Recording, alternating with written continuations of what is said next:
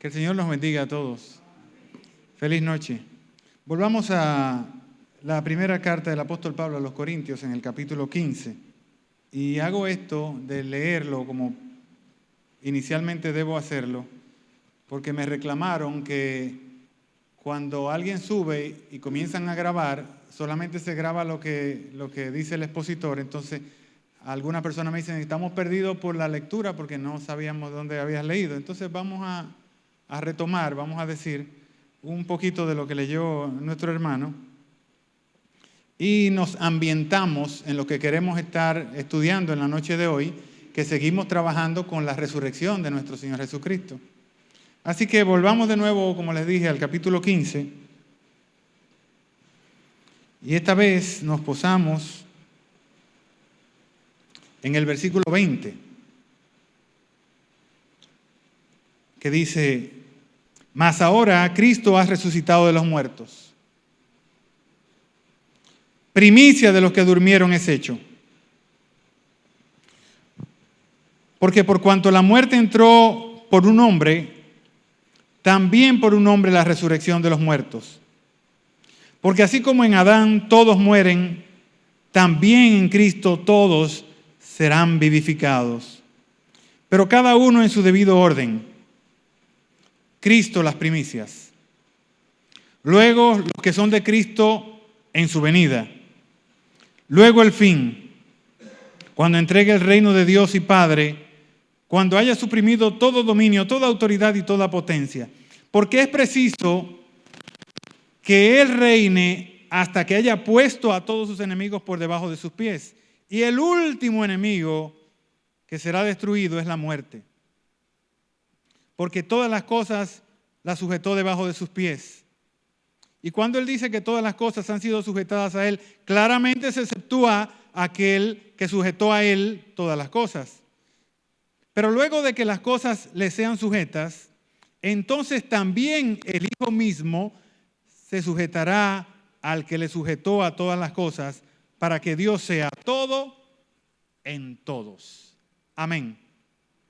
Oremos pues. Padre bendito y eterno, tuya es la gloria, Señor, y la magnificencia. Gracias por esta revelación que en la noche de hoy tenemos. Y gracias porque has sido espléndido con nosotros al legarnos este capítulo 15 de la carta del apóstol Pablo a los Corintios, que hoy podemos leer y ver tu voluntad en ella. Te rogamos, Señor, que actúes en nosotros, en nuestras mentes, y que fijes, Señor, lo que son tus ideas en nosotros para poder hacerlas y ser verdaderos hijos tuyos en cuanto a conocimiento y verdad.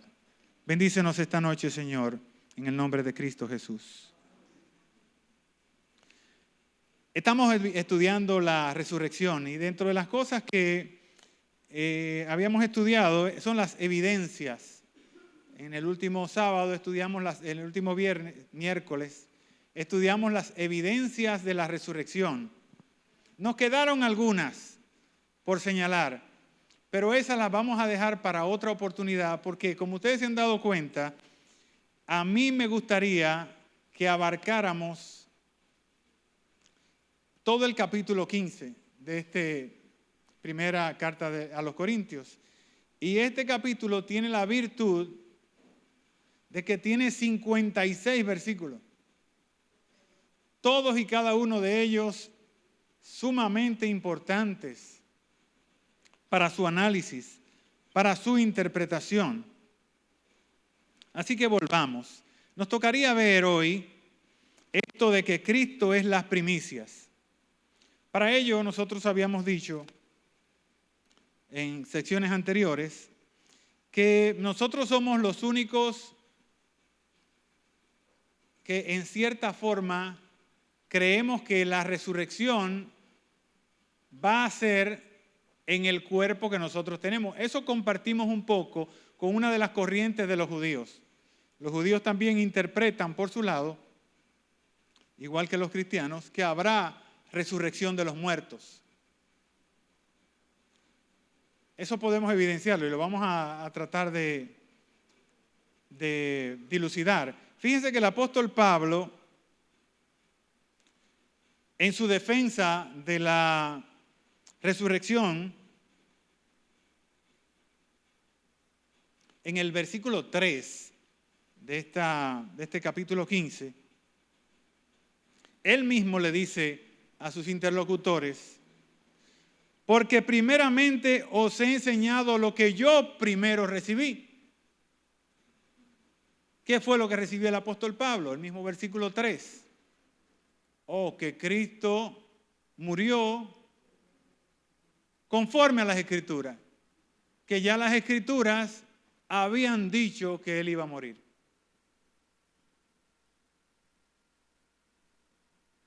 Posteriormente, versículo 4, y que fue sepultado. Esto no lo dice las Escrituras, pero fue sepultado. Isaías 53. ¿Alguien puede leerlo para nosotros? Yo me lo sé de memoria, todito, pero lo que tiene que ver con su muerte, su sepulcro y su resurrección. Vamos a leerlo rápidamente. Isaías 53. Y se dispuso. Yo sé que se lo saben de memoria, pero para fines de que los que nos escuchan estén perfectamente edificados, leemos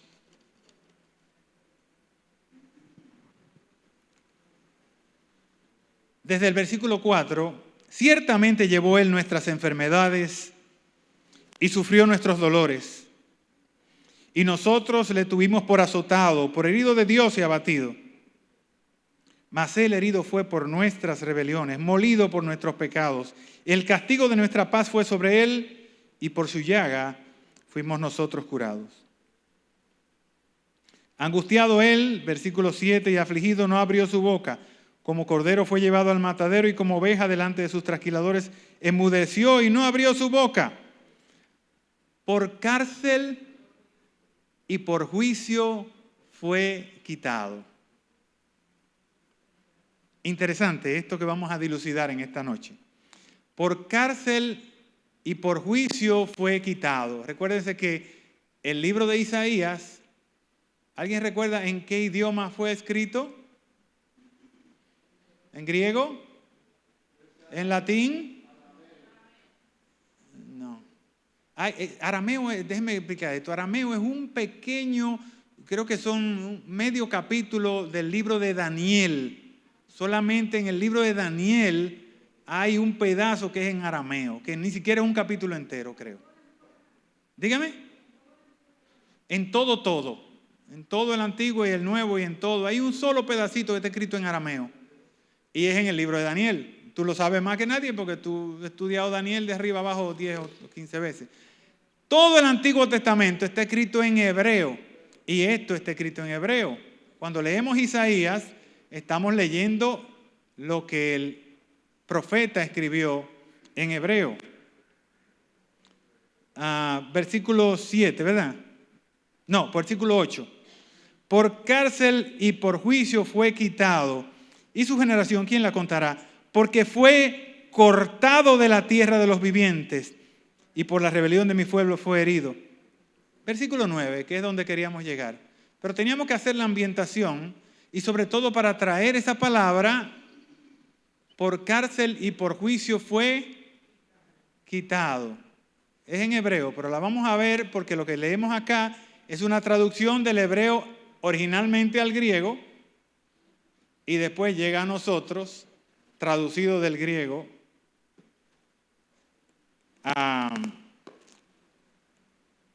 al español por la Septuaginta.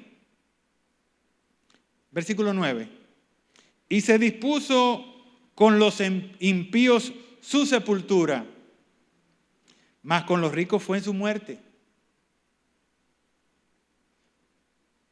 Murió para ser sepultado, para ser dejado con los impíos, con los ladrones, donde ellos lo crucificaron.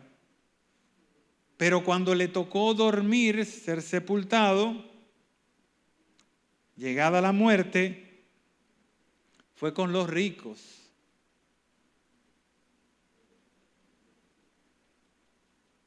Dice la palabra, creo que es en el libro de Lucas, que la tumba donde pusieron a nuestro Señor no había sido usada. Una piedra cavada en la montaña que todavía no había sido usada.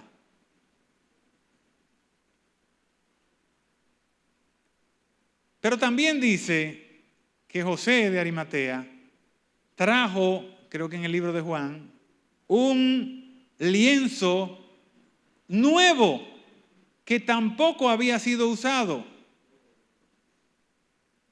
para envolver el cadáver de nuestro Señor. No le faltó nada, pero no solamente no le faltó nada, sino que lo que tuvo fue primicia, fue nuevo, fue precisamente para él. Aunque nunca hizo maldad ni hubo engaño en su boca. Con todo esto, Jehová quiso quebrantarle sujetándole a padecimiento. Y luego dice, el profeta, cuando haya puesto su vida en expiación por el pecado, verá linaje, vivirá por largos días. ¿Cómo se explica esto? De que dice, fue dispuesto para morir, fue como oveja delante de sus trasquiladores, sacrificado, y ahora te dice, cuando haya puesto su vida en expiación por el pecado, verá linaje, vivirá por largos días.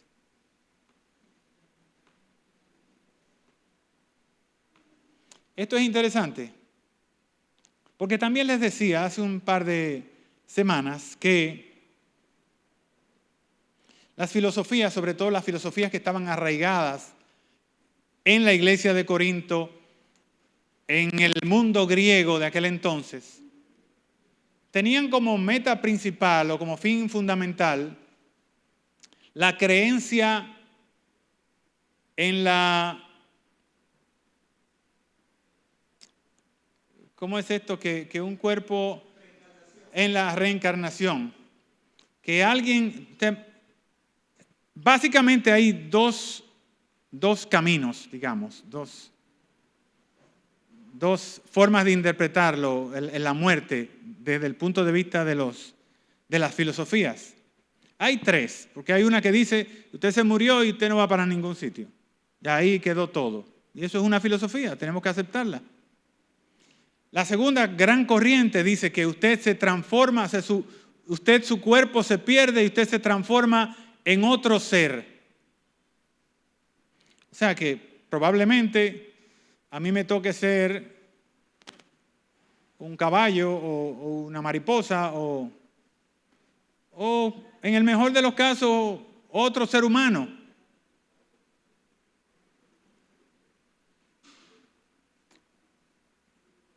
Porque el alma va mutándose de un cuerpo a otro. Pero entonces, ¿dónde queda la idea del juicio aquí? ¿Dónde queda la idea de la premiación por tus obras, por tus hechos? ¿O dónde queda la idea del castigo si has obrado mal? Porque como tú estás mutando de una alma a la otra, ¿a cuál de esas almas se le va a pegar? ¿A cuál de esos cuerpos se le va a reclamar si tú pierdes la conciencia de uno a otro? Pero los judíos, como los cristianos, entienden que nosotros tenemos que reencarnar en el mismo cuerpo. Debemos ser la misma persona que va a ser responsable de sus actos, de sus hechos. Porque no podemos ir a donde la autoridad, el rey, la grandeza, el trono, no sé cómo le llamarán las filosofías, con una serie de cuerpos. Tenemos que ir con una evidencia, con un solo cuerpo. Por otro lado también, las filosofías orientales, esto es el budismo y esas otras corrientes filosóficas, entienden que uno es como una especie de fuego, ellos miran a uno como un carbón, como un tizón, que cuando es encendido, la llama viene del Ser Supremo. Entonces usted se enciende y mientras usted está vivo, usted va consumiendo ese cuerpo. Y cuando se apaga, la llama vuelve al ser que lo dio. Esas son las tres ideas fundamentales fuera de esta visión que tenemos. Eso se llama cosmovisión, que tenemos los humanos, que tenemos los cristianos en sentido general. Pero dice el apóstol Pablo que esto fue que el Señor fue muerto, sepultado y que fue resucitado según las Escrituras. Y aquí comienza la base de esta resurrección en el Antiguo Testamento, que fue lo que le dije la semana pasada, que su base estaba en el Antiguo Testamento. Entonces ya hemos visto cómo se puede inmediatamente en la lectura de Isaías 53, versículo 9, se puede dilucidar que debe haber una resurrección. Hicimos también la diferencia entre lo que es una resurrección y una resucitación. Y eso debe quedar meridianamente claro. Vamos a leer también en el Salmo 49:15, por favor. Salmo 49.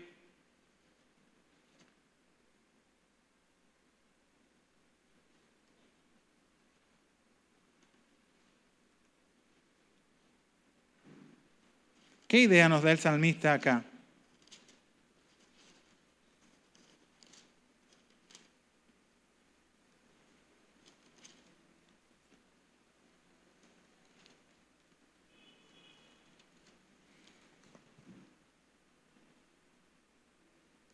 Pero Dios redimirá mi vida del poder del Seol. Eso lo dice Asaf. Ese es un salmo de Asaf. Todos nosotros, como Asaf, el grande de los cantores, algún día tendremos que ir al Seol si el Señor no llega primero. Pero la gran parte de la humanidad, prácticamente todos los que nos han precedido, todos absolutamente menos el Señor, visitaremos el Seol. Estaremos en donde están los muertos en algún momento. Pero dice Asaf, y es la idea básica del judaísmo, Dios sacará mi vida del Seol. La extraerá y se la quitará de las manos al poder que tiene la muerte, porque Él me tomará consigo. Esa es la idea que tenía el pueblo. Lo podemos ver también en el mismo Salmo 73.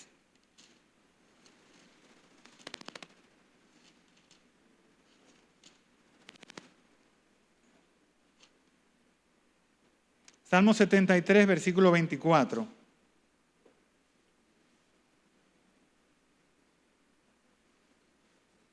Me has guiado según tu consejo, dice el Señor, a través de Asaf, y después me recibirás en gloria. O sea que es evidente que tú como cuerpo y como alma vas a ser recibido por el Señor.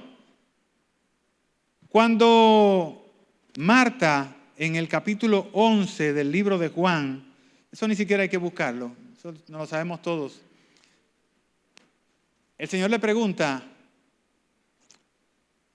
enfrente del sepulcro, o sea, ellos van en el capítulo 11 del libro de Juan, cuando Él resucita a Lázaro, le pregunta o le dice a Marta, la hermana de Lázaro, Él resucitará. ¿Y qué dice Marta? Yo sé que resucitará. en el último día, en el día en el que el Señor recoja, o era una cosa que el Señor estaba predicando continuamente, que yo lo creo así, o era algo que como judío ella lo sabía porque muchas veces lo había discutido. Nada más tiene esas dos explicaciones. O ella lo sabía de su instrucción de toda la vida, porque era un asunto que los judíos rumiaban constantemente, o era una predicación continua de nuestro Señor. Me inclino por la segunda, porque el Señor, al estar tan cerca de ellos y ellos a ser tan como prácticamente familia del Señor, en muchas ocasiones le habrá dicho, no te preocupes, que en el día postrero Él será tomado. Pero tampoco podemos sacar a Marta de su contexto judío. Eso no era tan fácil de transformar. Si los judíos no pensaban así, a Marta no se le va a ocurrir porque lo oyó 2 o 3 veces decir que eso iba a ser así, ¿verdad que no?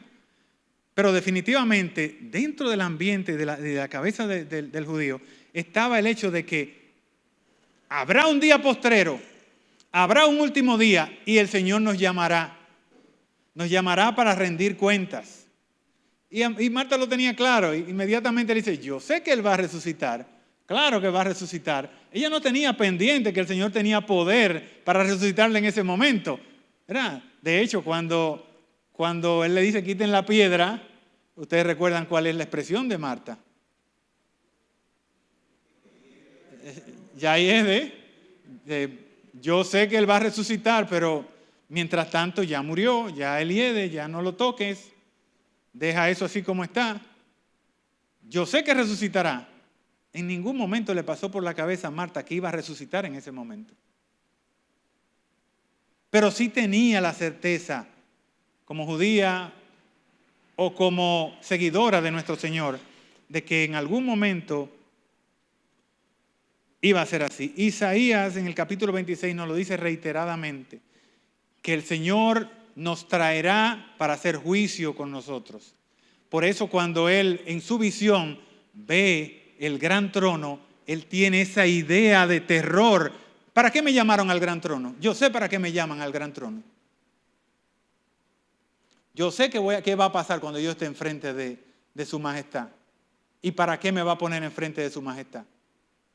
No para que una de mis vidas sea llamada a capítulo, sino para la que yo hice cuando estuve aquí en la tierra, como Fernando Ortega, va a ser llamado a capítulo. Tendremos que, y posteriormente también lo podemos ver en muchísimas otras ocasiones. Daniel 12:2, ¿qué dice Daniel 12:2?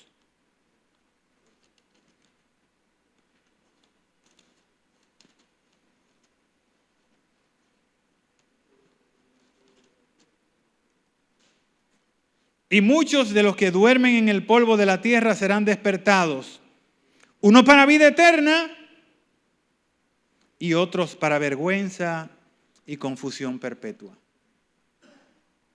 ¿Más evidencia? No necesitamos nada más. En la idea del judío, como en la idea del cristiano, usted va a ser llamado, pero va a ser llamado usted. ¿Cómo va a ser este cuerpo de resurrección?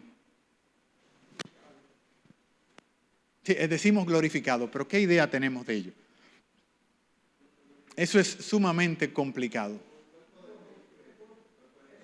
Sí, pero el problema sí, definitivamente, incorruptible, eterno porque ya está para nosotros, eterno porque se manifestará y durará a través de la eternidad futura. Hay una eternidad pasada en el que el cuerpo mío está ya está diseñado. Ahora yo digo, sí, es un cuerpo glorificado, es como el cuerpo de Jesús. ¿Qué hacía Jesús en la playa cuando se presentó después de la resurrección a algunos de sus apóstoles?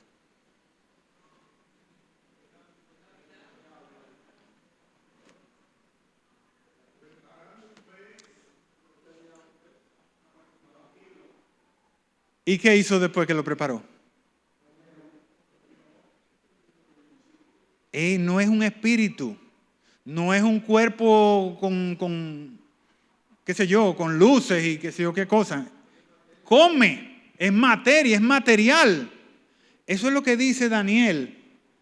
Yo no me explico, seguramente tampoco lo explicará Daniel, cómo del polvo de mi ceniza se puede armar un cuerpo. Eso es, como les dije, eso es materia de, qué sé yo, ni siquiera teología, eso es física cuántica. Dígame, mi hermano.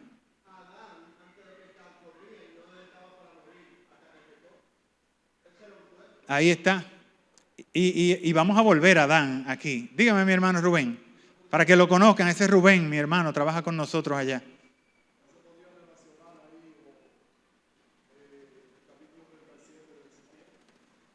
Lo de los huesos secos. El problema es que todavía en Ezequiel hay huesos, pero ¿y los que no tienen huesos? O sea, la idea de los huesos de Ezequiel es recién muerto. Por eso por eso es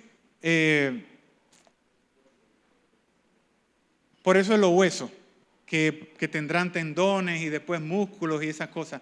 Pero ¿y los que ya no son huesos? ¿Y los que se han convertido en polvo?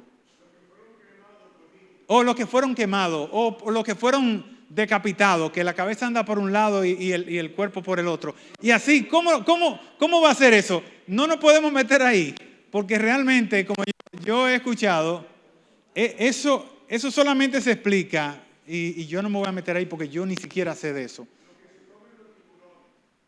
Por ejemplo, o otra cosa también, ¿con qué edad yo resucitaría? ¿Con qué cuerpo? ¿Con el cuerpo de cuando yo tenía 12 años?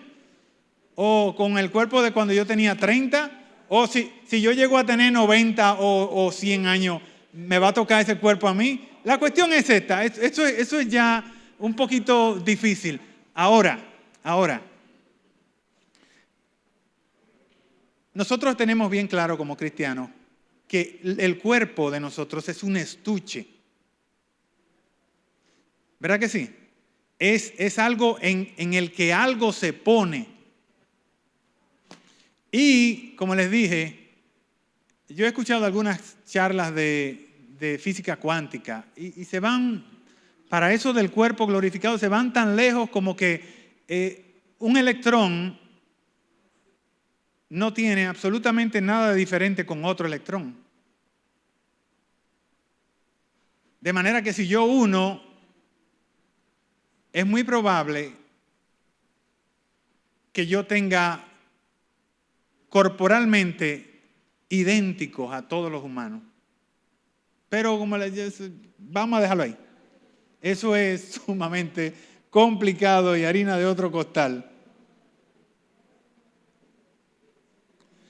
Lo interesante es que el Señor, tan temprano como en el libro de Marcos, en el capítulo 2, o sea, prácticamente, recuérdense que Marcos es, además de ser el primero de los evangelios, es muy secuencial. Marcos lleva una secuencia, una cadencia rítmica a través del tiempo. Vamos a ver, Marcos capítulo 2, versículo ¿qué? Marcos 2, déjenme ver si lo consigo. Es tempranito, cuando él habla de lo que le van a hacer.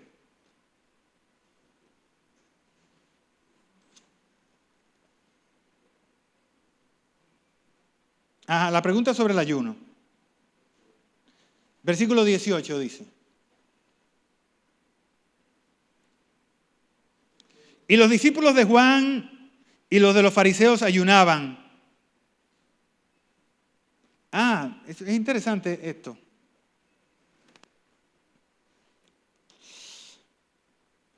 Se me va ahí un tiempo precioso en esto. ¿Cuántos años duró el ministerio de nuestro Señor en la tierra? ¿Cuánto? 3 años y medio. ¿Usted me dijo? 3 años. ¿De dónde sacan eso de que eran 3? Yo me he roto la cabeza buscando dónde que están los... Es que en ningún sitio dice que murió a los 33. Él dice, el único punto de referencia es que el Señor tenía 30 años cuando empezó su ministerio. No hay absolutamente nada más. Miren de dónde sacan esto. De las fiestas. De ahí es que sacan el asunto este. Y de entre las fiestas, este es como la piedra angular para sacar la cuenta. La cuenta realmente la sacan por el libro de Juan, porque en el libro de Juan es que están, pero ¿de dónde arrancan? Arrancan de aquí. Versículo 18 dice, y los discípulos de Juan y los de los fariseos ayunaban. ¿Cuántos ayunos tenían los judíos en el año? ¿Cuántos ayunos obligatorios tenían en el año?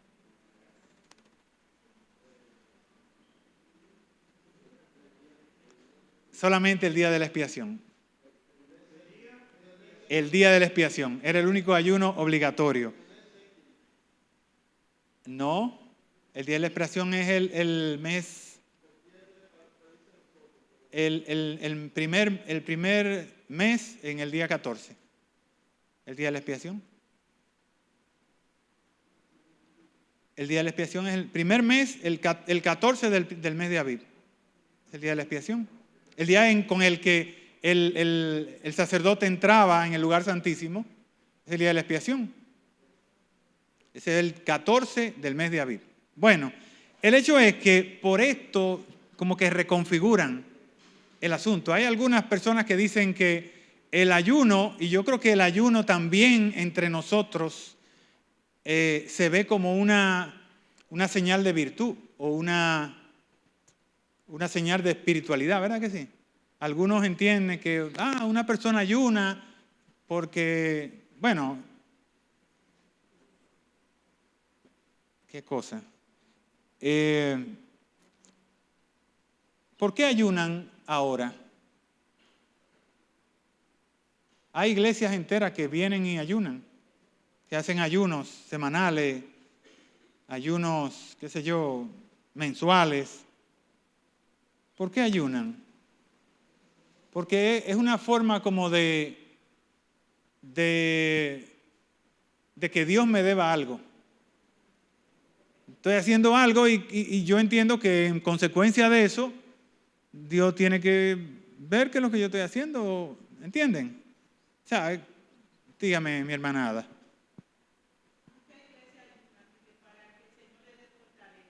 Ajá. Con ayuno y oración.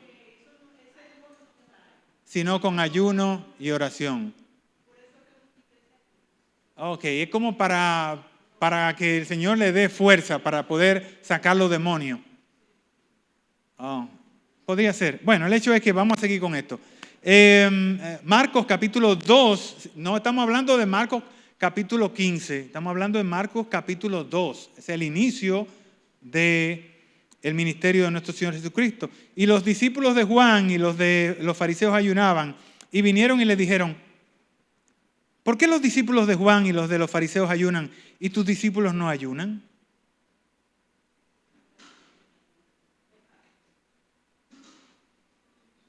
¿Y qué tú tienes de especial? ¿Qué teología es que tú llevas? Porque los discípulos de lo más fuerte, que son los fariseos, y de lo más puro, que son los de Juan, ¿ayunan? ¿Por qué los tuyos no ayunan? Se les responde, ¿acaso pueden los que están de bodas ayunar mientras está con ellos el esposo? ¿Lo habrán entendido eso? Difícilmente lo habrán entendido. Entre tanto que tienen consigo al esposo, no pueden ayunar. Si hay una boda, el esposo o el futuro esposo llega al lugar donde se van a celebrar las bodas, está con los que son los amigos de la persona que se va a casar. ¿Se le ocurriría a alguien ponerse en ayuno cuando hay una boda? No tiene sentido, pero lo entendieron ellos eso. No creo. Versículo 20. Pero vendrán días cuando el esposo les será quitado. Y entonces en aquellos días ayunarán.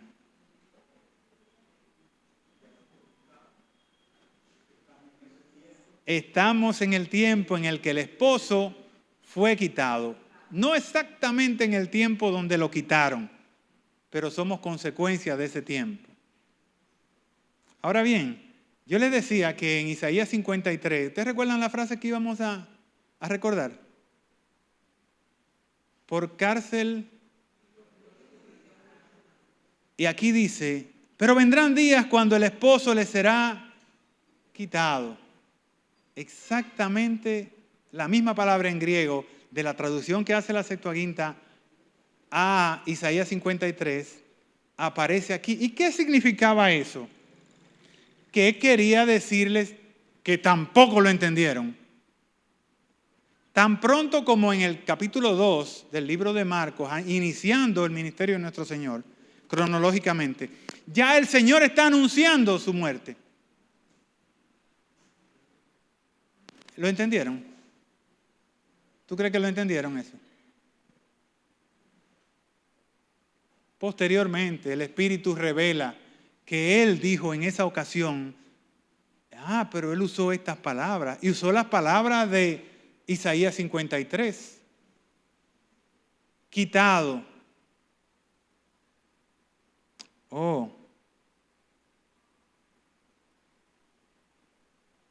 Ahí entonces Él empieza a hablar acerca del vino nuevo y el remiendo de la ropa y cosas por el estilo. Posteriormente, en Marcos capítulo 8, ya no del Antiguo Testamento, sino del Nuevo. Vámonos directo, pues ya no me va a alcanzar el tiempo. Lo conoce todo el mundo. Después de la confesión de Pedro, que el Señor le pregunta, ¿y quiénes dicen ustedes que yo soy? Y Pedro le dice, tú eres el Cristo. Sin embargo, él mandó que se quedaran callados. Versículo 31. Estoy hablando del versículo 29 y ahora versículo 31. Marcos capítulo 8, versículo 31. Y comenzó a enseñarles que le era necesario al Hijo del Hombre padecer mucho y ser desechado por los ancianos, por los principales sacerdotes y por los escribas, y ser muerto y resucitar después de 3 días. También lo vemos podemos buscarlo a través de todos los evangelios.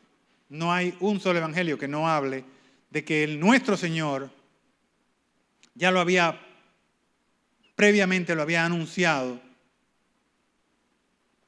al menos en 2 ocasiones en cada evangelio.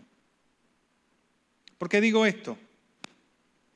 Porque sí, es cierto que estas escrituras del Nuevo Testamento no son las escrituras a las que se refiere Pablo en el capítulo 15, que es que estamos analizando. Dice, murió de acuerdo a las escrituras. Resucitó de acuerdo a las escrituras. No es de esas escrituras que está hablando de la otra. Pero sin embargo, yo estoy seguro, y ustedes también me dirán que sí, que ya esto iba de lado a lado cuando el apóstol Pablo escribe la carta a los Corintios. Ya estaba escrito también. Las palabras de nuestro Señor.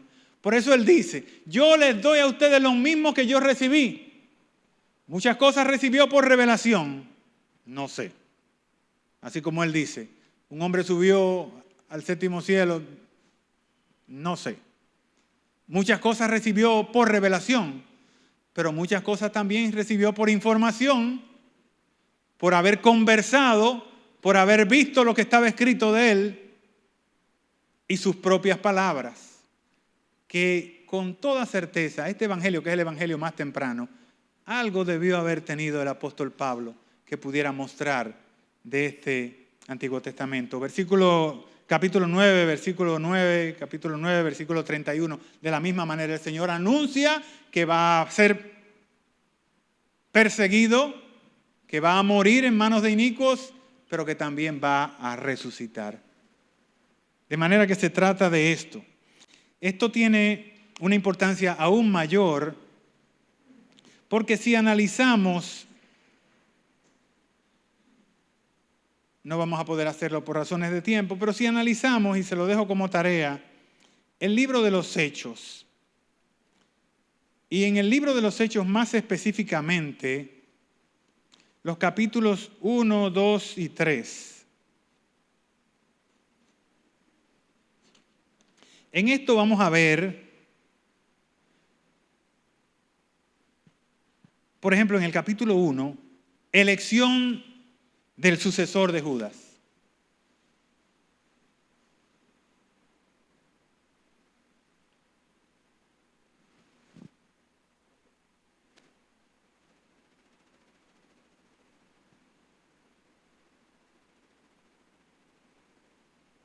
Versículo 22. Dígame.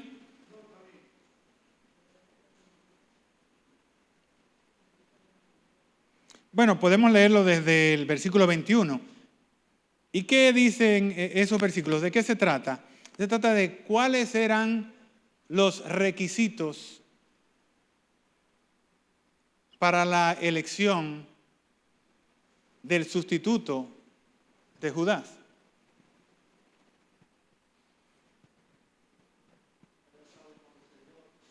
¿Sí? Ahí lo dice, lo leemos.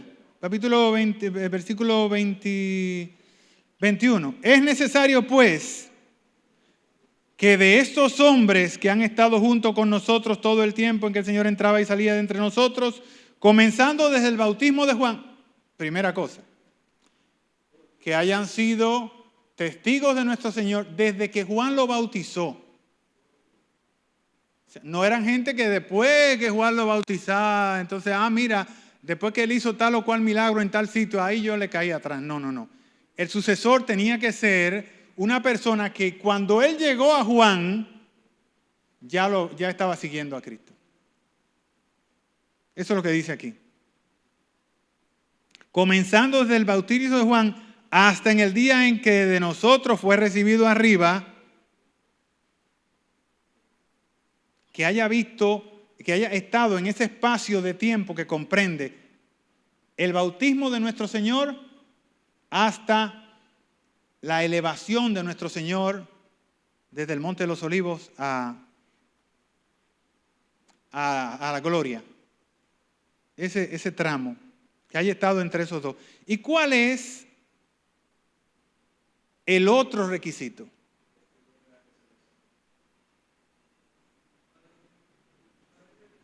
Solamente se explica la fuerza de la predicación, el impacto y el ímpetu de la predicación de un apóstol, solamente se explica si vio vivo al Señor después de muerto. Dígame, mi hermano don Manuel. Ajá.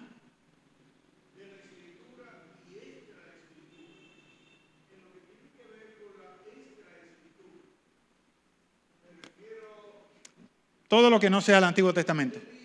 Uh-huh. Claro.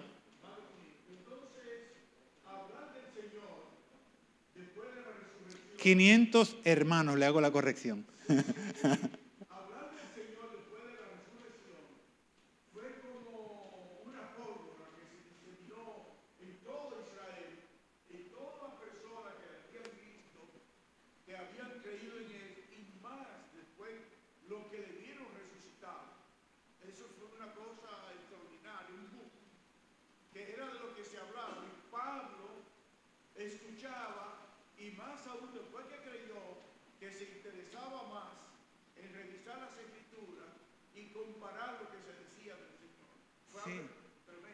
Y quizás lo más importante, lo más resaltable de ese asunto es que el que lo vio era capaz de dejarse matar porque lo vio. O sea, para Pablo, debió haber sido algo impactante, algo inexplicable, que era simplemente yo decir, no, yo no dije eso. Ya, si una persona era perseguida porque era cristiano en ese momento, o del camino, como le decían, era perseguida porque era cristiano, y lo agarraban, y él simplemente decía, no, yo no dije eso, yo no creo en ningún señor. No se le podía hacer nada, porque tú no lo ibas a castigar si él mismo está diciendo que él no es del Señor. Pero debiera ser como una daga en el corazón de Pablo, que ellos saben que lo van a matar y aún así dicen que sí. O sea, no hay escapatoria. Es como que tú digas, sí, yo me robé tal cosa. Vas a ir preso en este tiempo. Diga, no, yo lo maté. Yo lo maté. Tú puedes decir, yo no me puedo incriminar. La quinta enmienda, la famosa quinta enmienda de los Estados Unidos. Yo no voy a decir nada que me incrimine. Y hay que ir llevarte a juicio y probarte que tú eras testigo del Señor. Pero esta gente no era testigo del Señor así. Era que lo iban a matar, que sabían que lo iban a matar y decían que sí. Y eso debió ser impactante para el apóstol Pablo. Y no uno ni dos, porque si tú me dices, no, vamos a sacar a los 12. Los sacamos a los 12 de circulación y ya. No eran uno ni dos, era toda la comunidad. ¿Tú me ibas a aportar algo, Mieses? Ajá.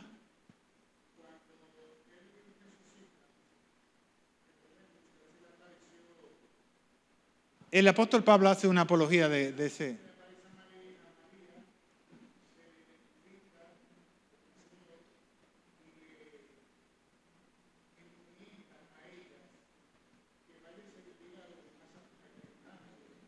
Sí.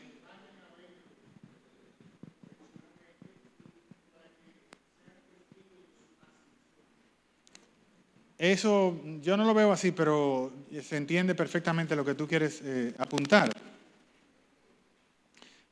Ya leímos en el capítulo 1 del libro de los Hechos que el requisito fundamental, lo que realmente avala que tú llegaras a ser uno de los apóstoles, es que tuvieras su resurrección. No es que tú estuvieras ahí sentado frente a la tumba cuando se abrió. Es que tú lo vieras después que fue muerto.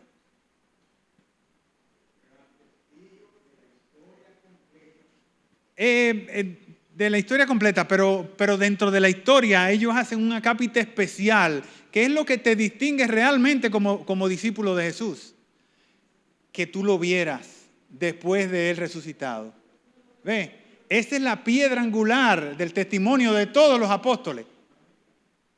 Porque tú podías andar con él y que él inclusive te hiciera un milagro en lo personal. Pero tú no ibas a dar la vida si tú no viste a Jesús después de muerto. No ibas a transmitir el mensaje si no lo viste. No ibas a entender el amor de Cristo si tú no lo viste. Porque esto se hace con amor. O sea, en la predicación, la base fundamental de la predicación es el amor. Si tú no tienes amor por Cristo, no hay manera de que tú lo prediques. Y ese amor nace de la certeza de la resurrección.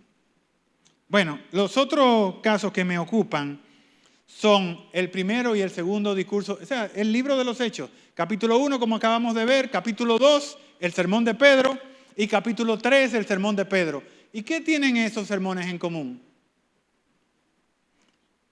En torno a lo que giran esos dos sermones. Los primeros sermones es la resurrección de nuestro Señor Jesucristo.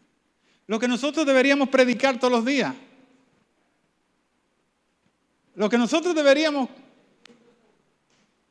dice el apóstol Pablo a los Corintios, yo quise ir hasta ustedes, pero no con palabras persuasivas de sabiduría humana, sino que me dejaran predicarle a Cristo, pero no al Cristo que hace milagros, no al Cristo que es magnífico, no, a Él crucificado.